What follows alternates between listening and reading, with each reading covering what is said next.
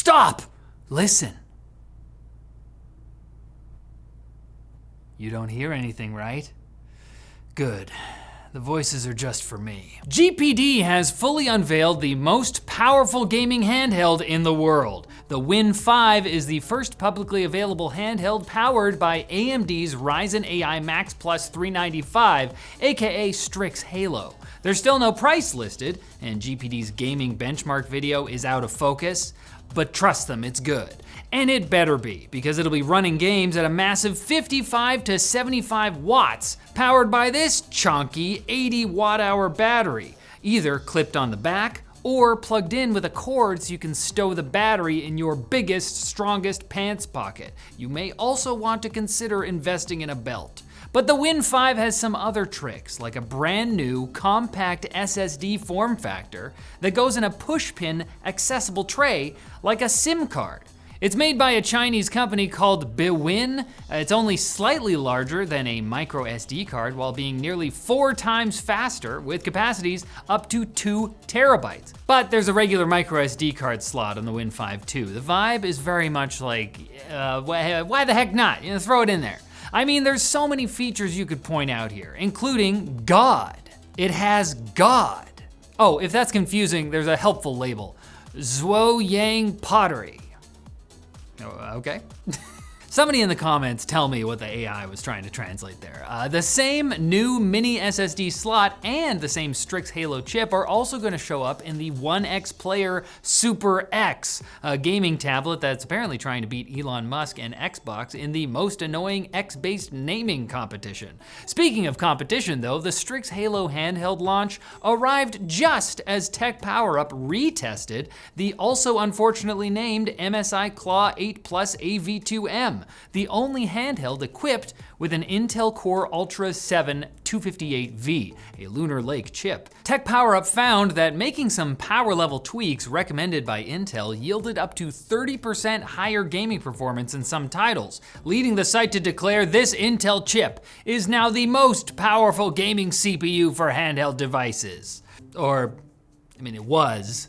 The Win 5 gets double the frame rate in some games because, I mean, you know, look at it's new chunk city over here. So Intel better find a way to regain that lead soon because AMD's market share of desktop x86 processors just reached an all-time high of 32.2%, according to Mercury Research, whose findings were summarized by Tom's Hardware.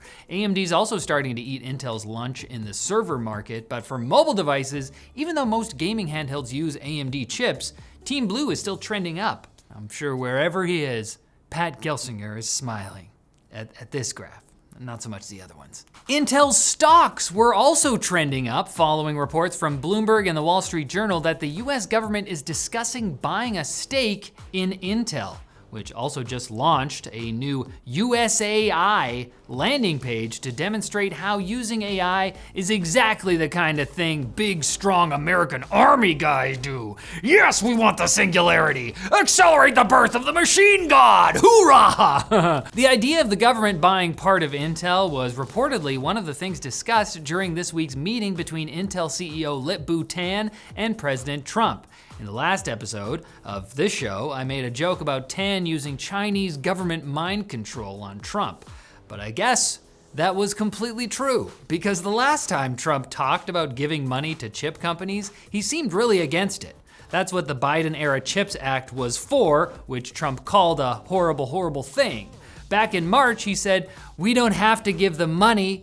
We just want to protect our businesses and our people by giving them a bunch of money, I guess." Like the money we got from our sponsor, Squarespace, the all-in-one platform that empowers anyone to build a beautiful, more personalized website tailor-made for whatever vibe you're going for. When we used it for LinusMediaGroup.com, the vibe was, I like computers, and I think it worked. You too can use Squarespace's 2 decades of industry-leading design expertise and cutting-edge design intelligence AI to unlock your strongest creative potential and your earning potential, because Squarespace Payments is the easiest way to start managing all your payments in one place. With just a few clicks, start receiving payments right away through popular methods like Klarna, Apple Pay, and ClearPay. Start building your website today and get 10% off your first purchase at squarespace.com/ splash TechLinked.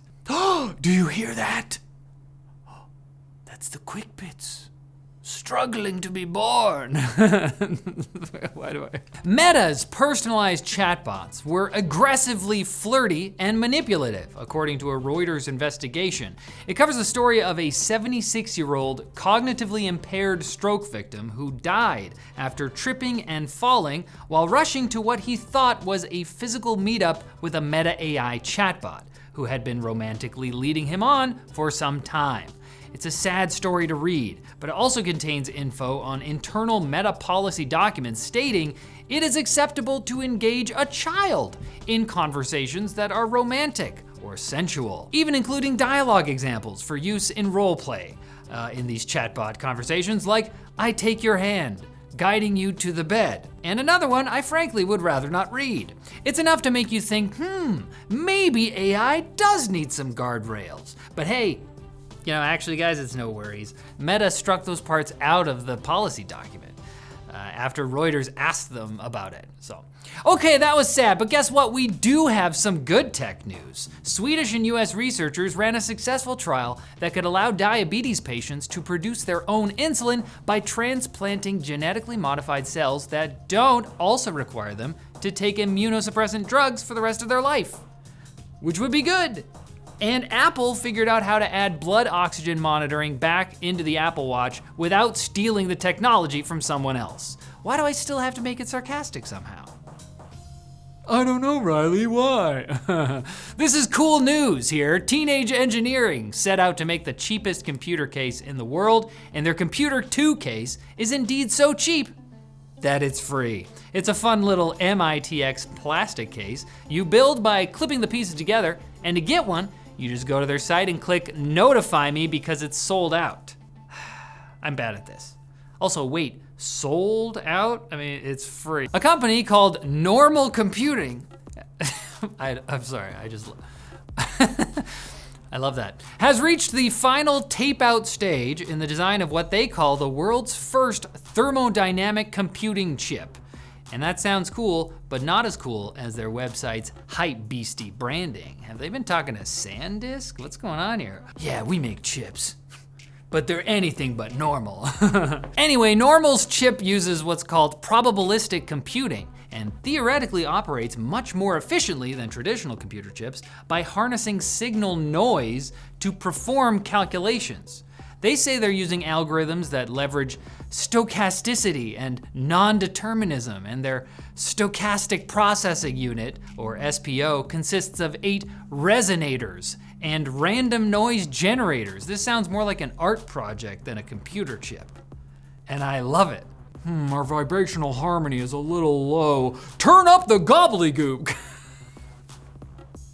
That's what engineers do in my mind. And it's time once again to look over at what China is doing with the robots. And yep, they're having the World Humanoid Robot Games right now.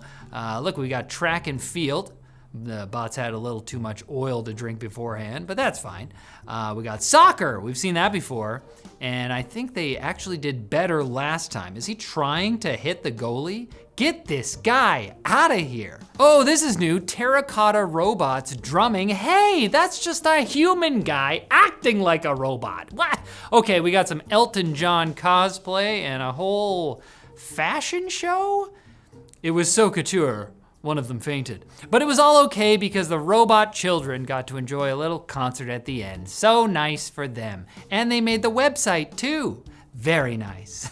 So nice, we'll make it twice. In that, we'll do another episode on Monday, and that'll be like today is 1 and Monday is 2. So that's 2 episodes of TechLinked, this show that you watch for some reason.